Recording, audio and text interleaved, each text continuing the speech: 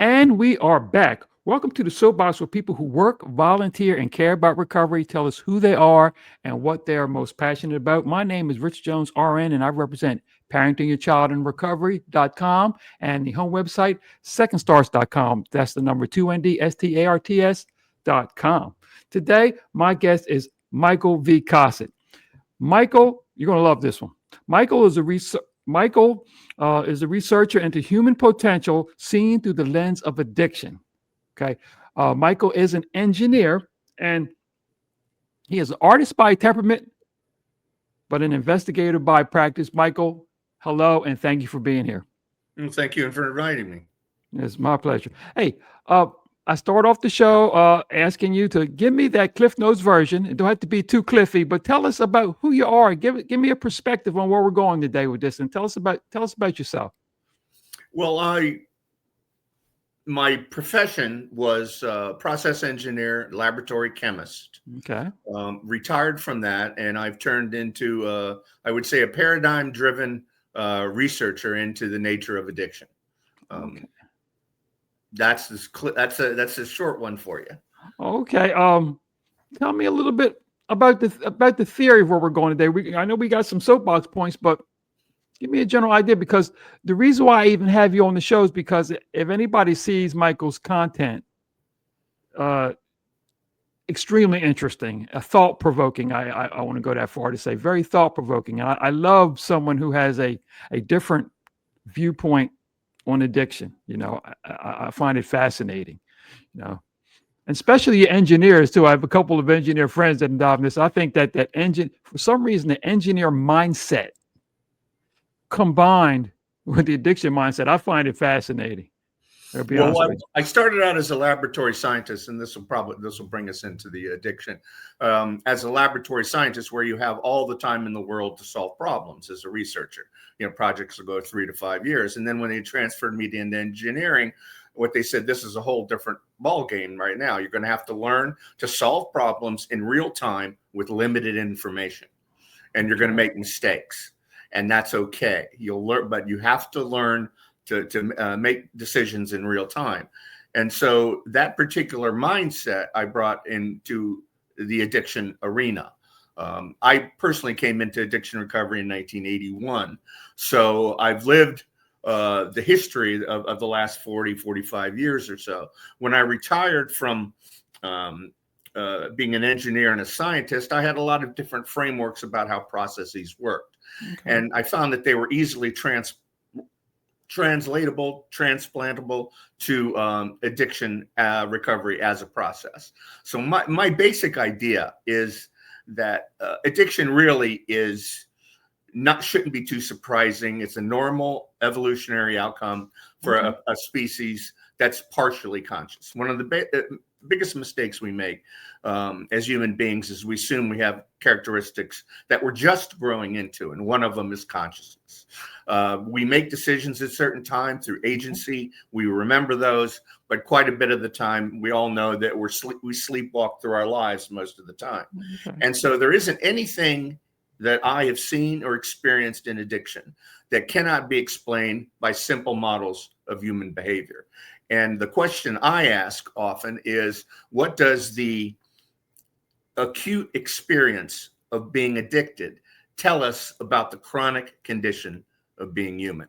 That's probably the nutshell question that my life is devoted to answering, or at least fleshing out that question in better ways. We have lots of different models. Yeah. But that's the main thing, to approach it as a human experience, just an acute, intense one. Got you. Before we go on, I just want to remind everybody, we're going to have some show notes in this and some opportunities for you to reach Michael, contact him, delve more into his theory. So that'll be in the show notes. Also in the show notes, if you are the parent, mentor, or a practitioner who cares, loves, or works with young adults at risk, in trouble, or in rehabilitation, parentingyourchildinrecovery.com is a non-clinical option that accelerates and multiplies the results. There'll be contacts for support personnel, and contacts for referrals in the show notes. Okay, Michael, I want to put you up on the soapbox. I got a little taste of what I got, some soapbox stuff, but now you're going up on the soapbox. We're going to really get into this theory because I find it extremely fascinating. You just kind of jumped into the first thing I was going to ask you, so even expand on that. Addiction being a natural evolutionary process? Well, it's a natural. It's a natural fragmentation of the process of being conscious. I mean, think about when I use consciousness in a very limited, very specific way. In other words, it's just a consciousness of that there's something in here and there's something out there. Right. Now, non-dualists will call that an illusion, but it's very real to people who live in that. So instead of being protected by our instincts, now we have to make choices. And the choices is either this or that. So when I look at addiction, I look at it as an amplification of that war within self. The ability to choose this means you're not choosing that. Right. And so we're constantly making these small decisions until they amplify and get bigger and bigger and bigger and bigger. And the idea of the war within self, which is sort of the meme that drives much of my work, goes back thousands of years. You can see it in literature. You can see anything whatsoever. It goes way back. When someone comes to me who knows very little about addiction, and it's happened on the workplace, and says, I have a loved one who's addicted. I don't know what to do. The thing that I tell them is what is not obvious to you is by the time that they get addicted, they want to quit as much as they want to continue. Right. And that internal struggle, you don't see it, but they feel it.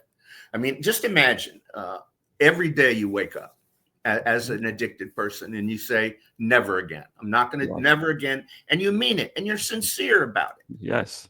And then 2, 3, 4 o'clock in the afternoon, you start to wobble a little bit. And then by the end of the evening, you're back in the same old behavior. And then you wake up and you do that exact same thing over and over again. And you don't do that just for days or weeks or years. You sometimes do that for decades. Every single day you wake up and you betray yourself, your core values of who you think you are every single day. And that's an injury that the person feels over and over again. And that's the simplest way I can get someone to understand the struggle that the person's going through without the blame and the judgment, because everybody gets a little bit of that. Everybody makes a decision that they regret. But that type of intense, life-altering decision every single day, I call it moral self-injury. And it's one of the points that I wanted to talk about was we tend to avoid talking about the moral dimension of addiction. We talk, and morality is part of what it means to be human. We talk about addiction. We say it's biological, it's psychological, it's social, it's this, it's that, but it can't possibly be moral. And how could that be? Right. Does it mean that there's not a single person in the entire history of humanity who has drank themselves into oblivion because they were selfish and inconsiderate and just didn't care about life? I mean, obviously not. So, but the idea is, how can we approach that moral dimension without the blame? And I think the way in is through this moral self-injury, because the term was originally moral injury from veterans, for instance, the Second World War and the Vietnamese War, who came back and had to either watch or participate in acts of war that were really against their conscience. And so they used the term moral injury to describe their particular experience of that. And I just turn it into addiction, call it moral self-injury. And I think that's the linchpin for us to actually really begin to have an honest discussion about the humanity of the addiction, to see the addiction in our humanity and to see the humanity in an addiction. And that's critical. And the moral self-injury is the only way I've ever been able to even approach the subject of the moral dimension of addiction. Okay. All right. Hey, talk to me about what powers an addiction versus what causes an addiction? Talk to Well, me about this chase we have, that's ongoing research about what causes an addiction, that. is looking in the wrong direction. And to be clear about this, we have to separate addiction from things that look like addiction but aren't. And we haven't done that. And I'm not really sure how we can do it.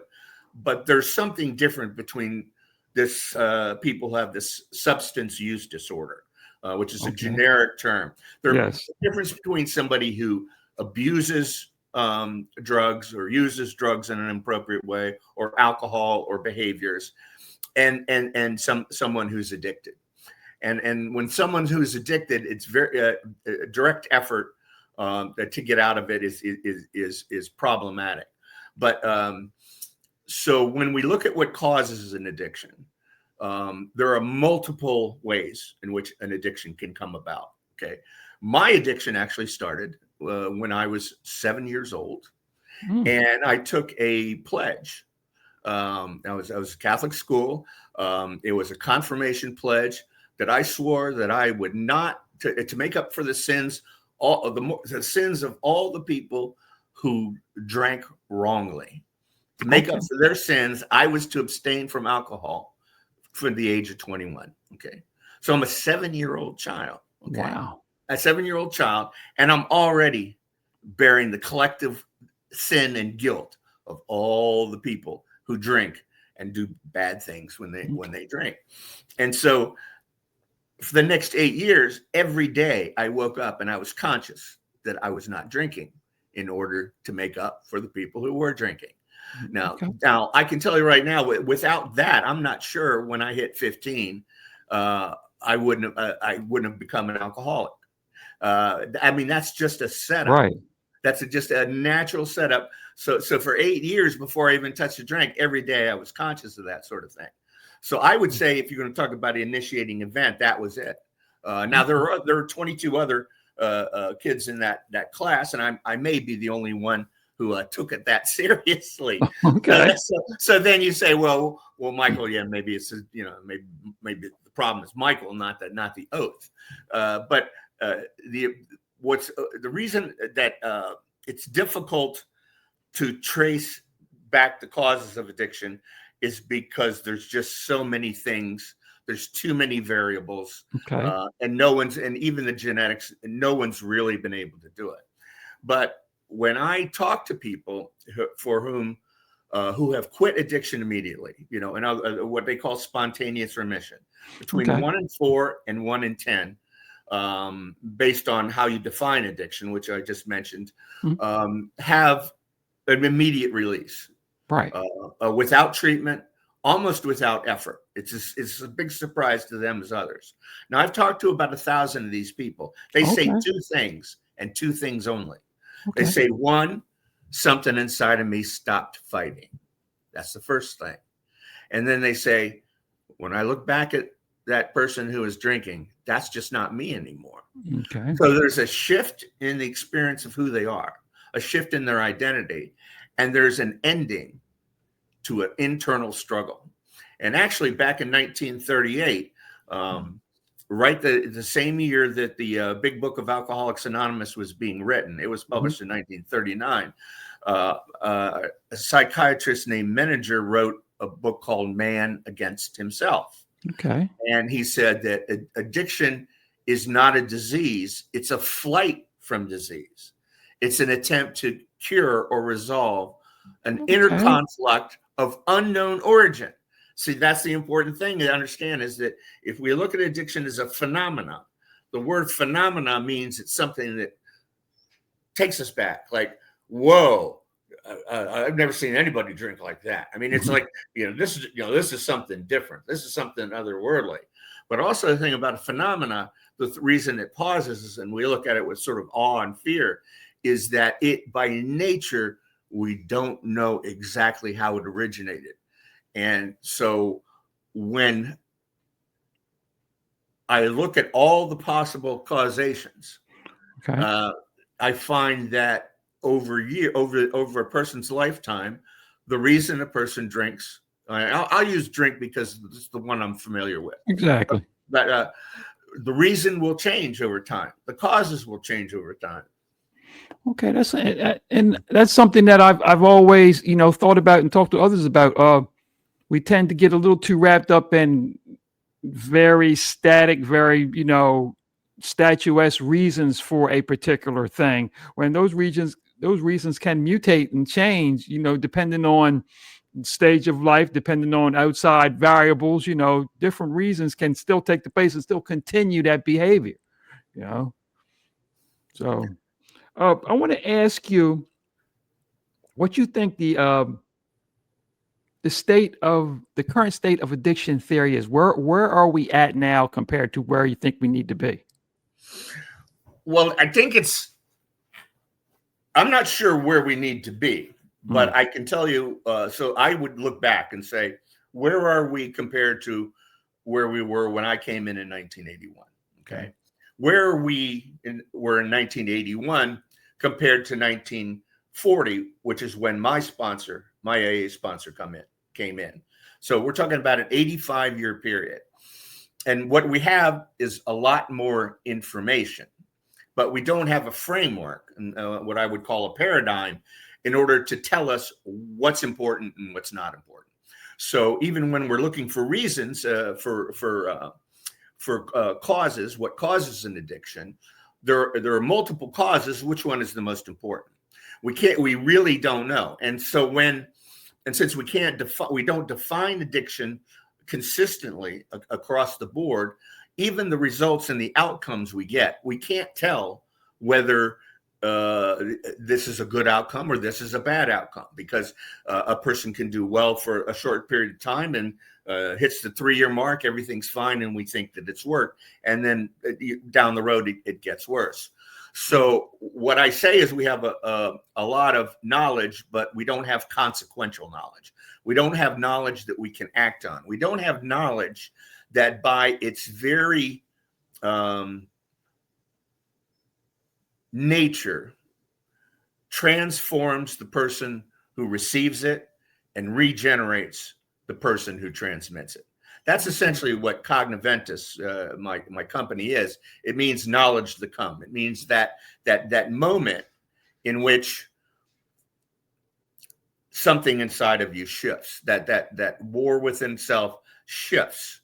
And instead of those two people warring, there's almost like a third personality that comes out. And this is well known and discussed throughout the ages. But as far as our present condition, I can sum it up in one word: we lack humility. We lack the humility to ask the question, what do we really know?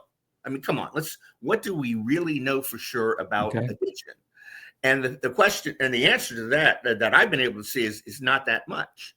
And we all have our own little silos in which, addiction is this, addiction is that. Right. And they all work a little bit well, because if you're talking about something that it just covers the entire human condition, any way you look at it is going to have some truth and some falsehood to it. We also lack, I think, a sense of community in the addiction recovery community. It started a long time ago. It started back in maybe 1940s, 1950s, when Hazleton decided, as a treatment center, decided to take the 12 steps and use that as the basis of their program, try to set that up and balance it with clinical and also balance it with family. And since then, we've had these strains, these pockets in the addiction recovery community who haven't figured out how to get along. The people who do the research, the people who treat the patients themselves, the community. The big thing now is that we need the community to get involved. Well, you know what? And what if the community doesn't want to get involved? How about that? Well, so I think that if we just stopped and looked at what has misfired, because there's no elements missing. It's not that there's some big idea that we have to have. It's not that there's a new research or a new anything Hmm. that's going to turn. The elements are already there, and it started when it started in 1939. Very unique historical circumstance. The idea of ending the war within self percolated up in a little stockbroker and a doctor, and they started Alcoholics Anonymous. Okay, now that is just a very sort of historical percolating up of a theme that has gone through humankind since the beginning. That if you are struggling against something, and it's an internal struggle, you can't win, you can't lose it, because who surrenders to whom in a war within self? Who wins a war within Right. self? No one. So, but you can walk away from the fight, and Okay. it's called surrender to win in a lot of the literature. You can walk away from the fight, Okay. and yeah, yeah, that's good. No, that's I like that. I like that so much. I want to remind everybody again.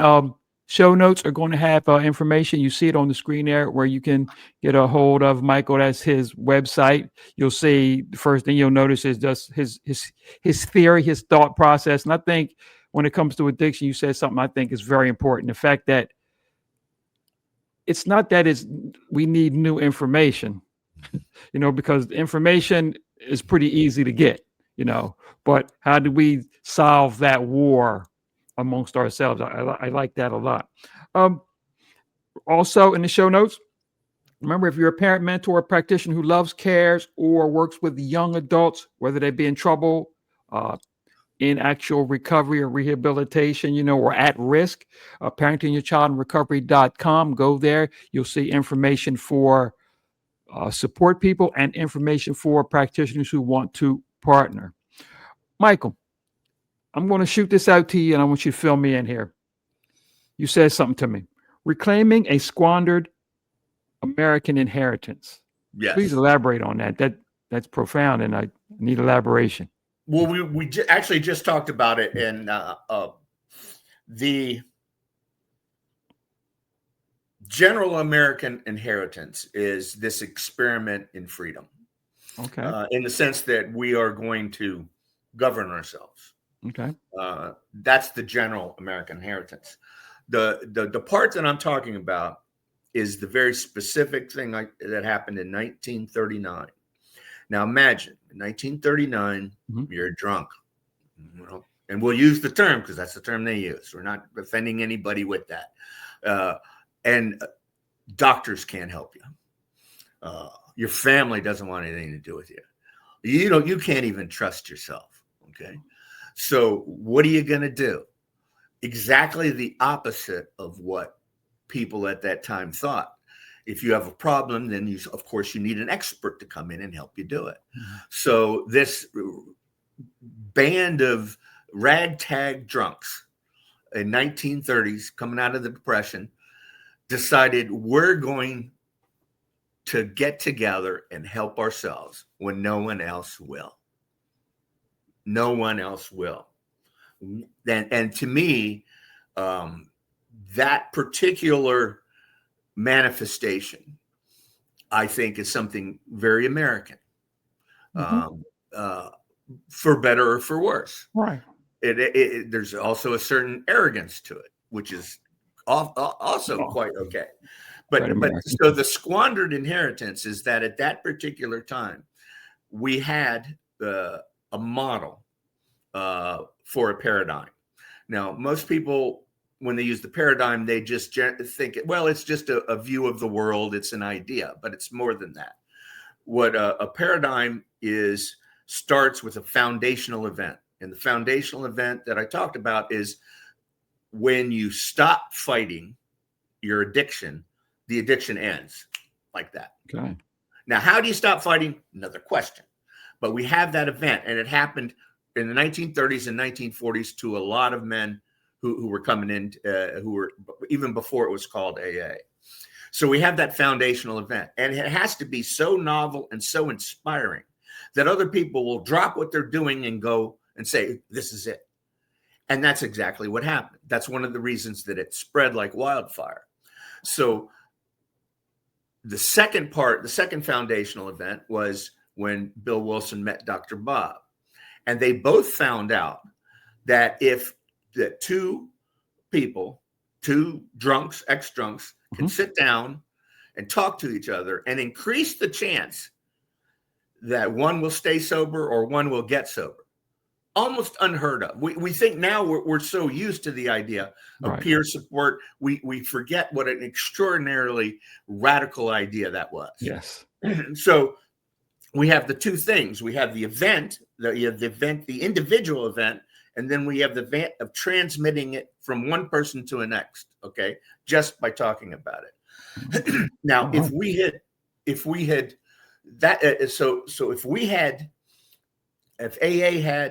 we had a society realized that wasn't the end of the show, we had found an answer, but we needed to continue to ask questions. We needed to continue to do research. That's what a paradigm does. Paradigm solves one problem, but it outlines a bunch of others. The community forms around it and does research. Okay. But that hasn't happened. So we have squandered what I believe is the only true functional addiction recovery paradigm that has ever existed. Okay. All right. All right. So explain to me the periodic table of self-discovery. Explain that to me. Well, I'm glad I put the periodic table, see up in the back there. Okay. Yeah, that's the periodic table. Well, it's actually a way I organize my archives.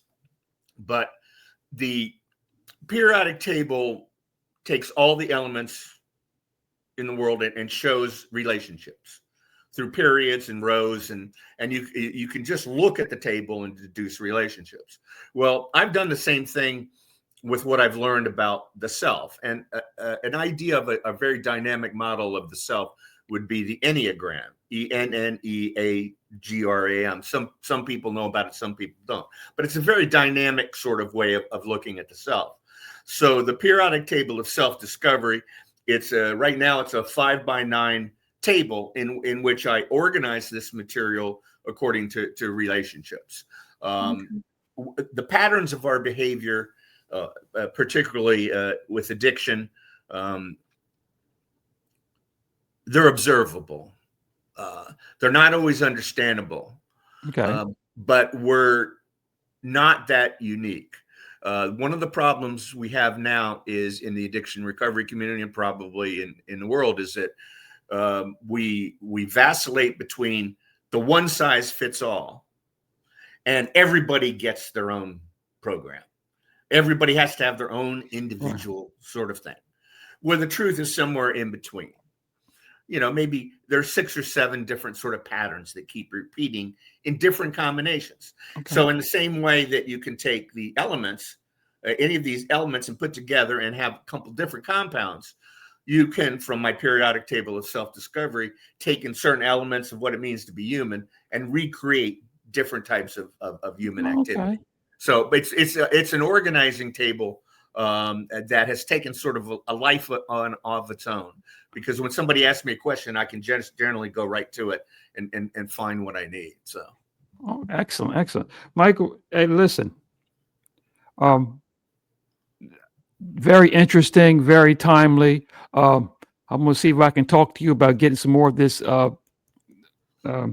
periodic table of self-discovery in the show notes, because I want people to be able to dive back into this. Like I want to dive back into it a little bit, because I think I find this type of thing fascinating, just the ins and outs of what some of us take for granted. You know, some of us take for granted, as you said before, all I need to do is get an expert and that's going to get me through. Well, we've seen what that's gotten us.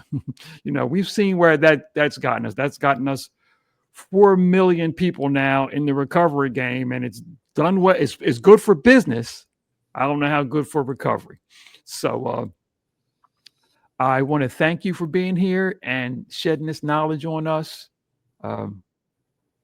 It's well appreciated, and I hope to maybe get back with you again, because this subject, anytime I deal, it's been a few times for me now, but anytime I deal with the mix of an engineer's mind with addiction, I find that that's something that we need to do more of, because thinking of it in moral versus moral, expert versus volunteer. It's not only a constant battle within ourselves, but it's a constant battle within everybody else too. It brings a lot of battles going on here. So we can maybe reduce that. We might be able to get somewhere. Yeah, the war within self manifests many different levels. Yes. So, all right. So, Thank Michael, you for having me.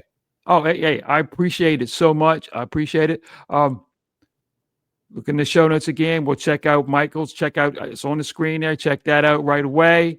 And for Michael and myself, I want to thank you for being here. And I want to remind you, let's get out there and help somebody get better, help somebody stay better, and most importantly, let's help somebody be better. Thank you.